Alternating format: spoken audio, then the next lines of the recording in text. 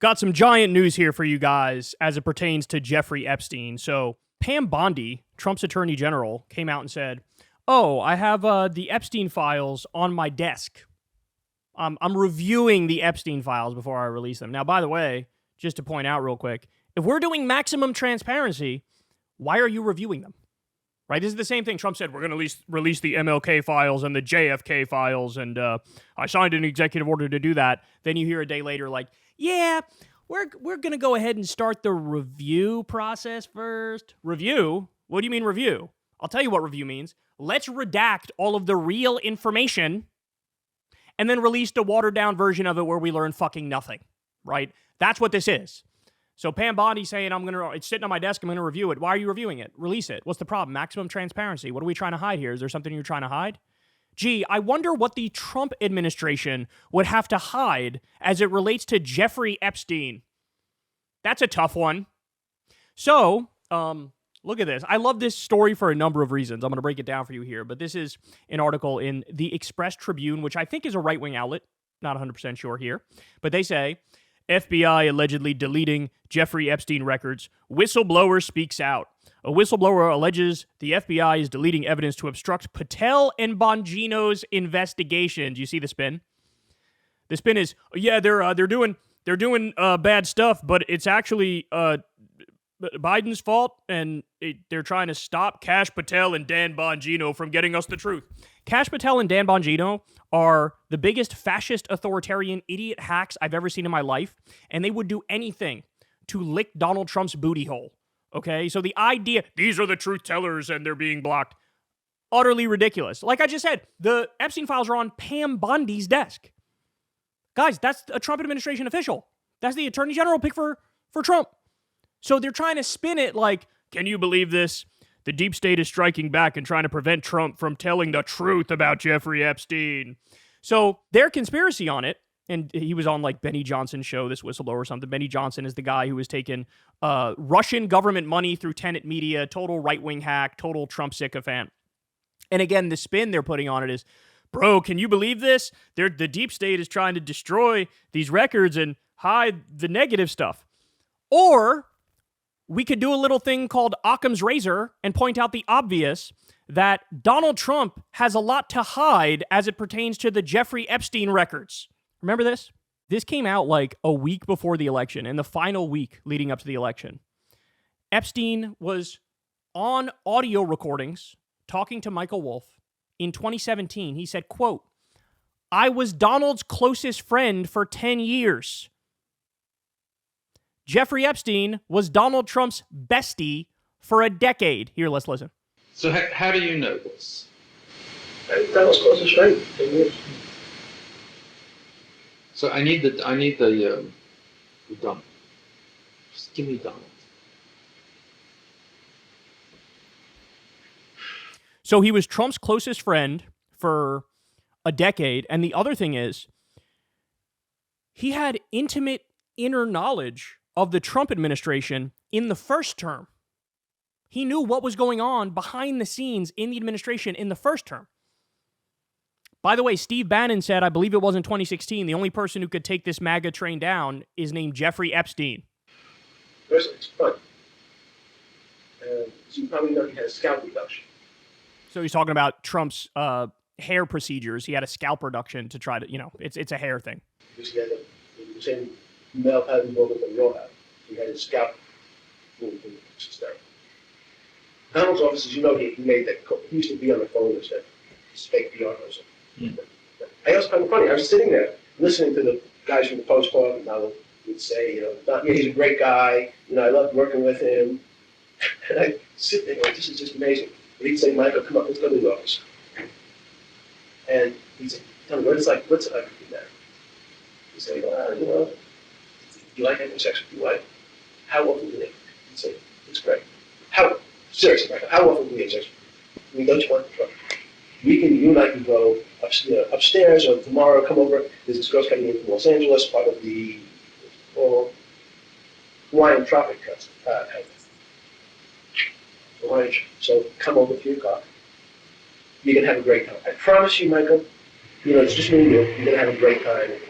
So the other revelation that we got a week before the election, Trump liked to cuck his friends' wives, or, fuck his friends' wives and cuck his friend, basically.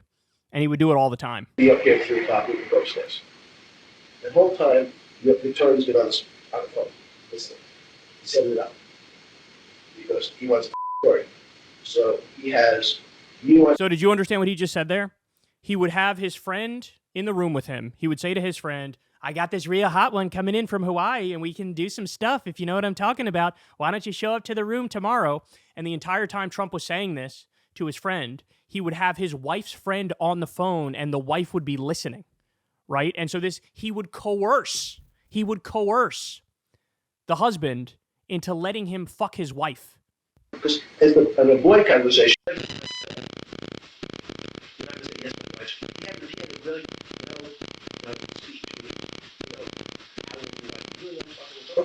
come on, you must have had a better wife, right?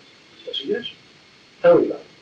And the wife's on the speakerphone, listening to Donald and saying, I think you're really hot. And I know you think you're a guy. Michael, it's like the end of the world, the best guy on earth, you will be married to. You're wrong. Just listen to the next 20 minutes. And you can go with the new rubbish and set you up. So that's dark. I'm not done yet, though. We got more. This is the deep insider knowledge Epstein had about Trump's administration. I think we have a snippet from one of the conversations that I recorded with Epstein, and I think this was in a restaurant in 2017. His people fight each other. Right.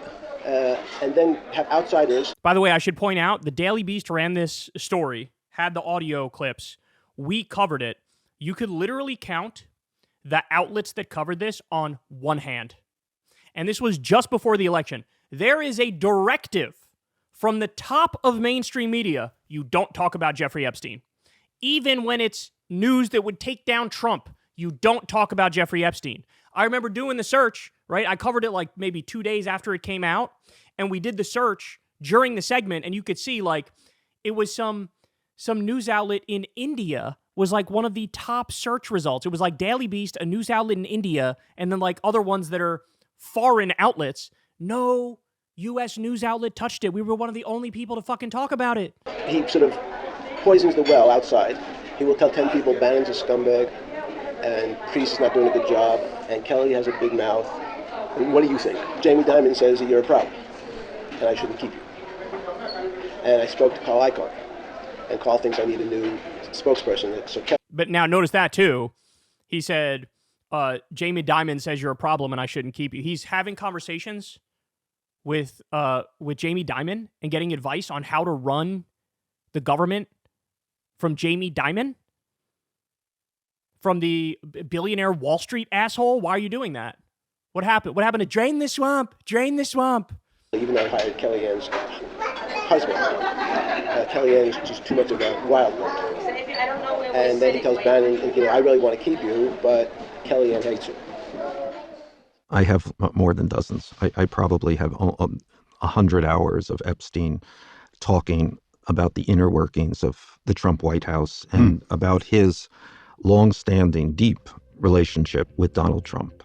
According to these audio clips, Epstein says the first time Trump and Melania had sex was on the Lolita Express, which is Jeffrey Epstein's plane. Jeffrey Epstein was basically the CEO of Elite Sex Crimes Incorporated. They allegedly first had sex on the Lolita Express. Gee, I wonder why Trump is holding back the release of the Epstein files. Remember that clip?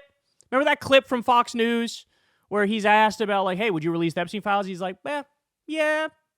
But, maybe that one not so much because you don't want to take down innocent people. You don't want to do that. He was asked about, like, JFK and MLK, all these different files. He's like, sure, I'd release it. No problem whatsoever. No. And then when it got to Epstein, it's hit the brakes hard. Yeah, well, maybe. I'm not sure.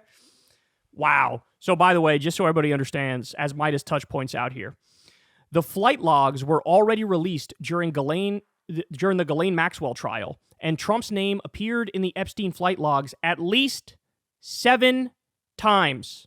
What's so amazing to me about the right is it is impossible to be a MAGA commentator in the year of our Lord 2025 without being immensely dishonest. You think they don't know some of these things that I'm talking about? You think they don't know that Trump and Epstein were buddies? There's countless pictures of them together, right? Remember what Trump said about Ghislaine Maxwell when he was asked a question about her when he was president last time? He said, "I wish her well." You wish her well. You wish her well. You wish the VP of Elite Sex Crimes Incorporated well? Weird. Why would you do that? I don't understand. It's almost like they have dirt on you or something. 7 times on the Epstein flight logs. And again, the right has flipped this into, bro, the deep state is trying to hold back the Epstein files, bro, as Trump is trying to release them and stuff, and the deep state's blocking them, bro. You fucking precious little dipshits, you. We know what's really going on here. And I mean, not that we need to dig any deeper, but while we're at it, if you go look at the list of Trump's accusers and their allegations of sexual misconduct, bro, the shit is endless. Look, I'm just scrolling through it here, but you guys know how many accusations there have been, and they all follow the same MO with how he treats them. And like I said, we just listened to the clips. Again, bombshell allegations that the first time Trump and Melania had sex was on the Lolita Express. Bombshell allegations about Trump coercing his friends into being able to fuck their wives and cuck his friends. 7 times on the flight logs. Was best friends with Epstein for a decade. Do you really think that's on the up and up? Like there's no dirt on this man. Again, this list goes on, bro. This list goes on. There was also, remember there was we covered it. I want to say the story came out maybe 8 months ago or so. There was another woman who had a very detailed story about, she said, a game that Jeffrey Epstein and Trump would play with each other, where they would send a woman to this one and they feel violated and something would get done to them. This is why they are not releasing the Epstein files. If they end up doing it, hear me now, quote me later, they will absolutely remove all the stuff about Trump to make it look like he had nothing to do with Epstein at all, even though there's 1,000 pictures of them together, even though he was on the Lolita Express 7 times on the flight log, even though there's direct comments from Epstein about being best friends with Trump for a decade. They will wipe that slate clean, and they will hype up and play up anybody who they think they can get that's their political enemies. They will put all of the focus on that, right? That's if they release it. That's if they release it. It's possible they release it and just take out all the negative shit about Trump and the Republicans that he likes, right? But it's also very possible they just don't release it at all, because Pam Bondi says it's sitting on my desk and I'm reviewing it. You're reviewing it how? Why are you reviewing? What are you reviewing it for? I thought we want maximum transparency here. You don't. You know you don't. Of course you don't. Because this guy is a fucking scumbag, and the laundry list of crimes is endless. Hey y'all, do me a favor and like and subscribe. It helps out big time in the algorithm. Click the bell as well for notifications when videos drop, and watch that video on screen right now. You know you want to.